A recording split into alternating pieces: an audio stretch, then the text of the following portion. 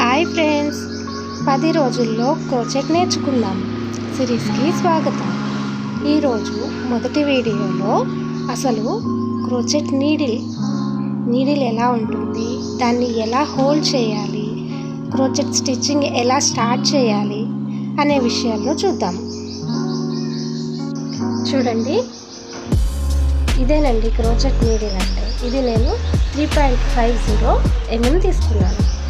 దీంట్లో రకరకాల సైజులు ఉంటాయి. 1 mm నుండి 2 mm, 2.5, 3 mm, 3.5, 5 mm, 10 mm వరకు రకరకాల నీడిల్స్ ఉంటాయి.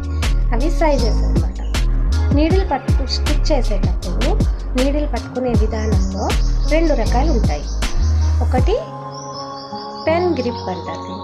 పెన్ గ్రిప్ అంటే మనము రాస్తాం కదా, పెన్ రాస్తాం కదా, రాసినప్పుడు ఎలా పట్టుకుంటామో అలాగే పట్టుకుంటాం అన్నమాట. దీంతో ఇలా స్టిచ్ చేస్తారు. రెండవది నైఫ్ గ్రిప్. మనం వెజిటబుల్ కట్ చేసినప్పుడు ఎలా పట్టుకుంటాం అలా నైఫ్. ఇక్కడ ఫ్లాట్గా ఉంది చూసారా, ఇది మొత్తము రౌండ్గా ఉంది, ఇక్కడ ఫ్లాట్గా ఉంది. సో ఇక్కడ మనము థంబ్ ఫింగర్ పెట్టాలి. నైఫ్ గ్రిప్ అయినా సరే, పెన్ గ్రిప్ అయినా సరే. ఓకే, బాగా అర్థమైందని అనుకుంటాను.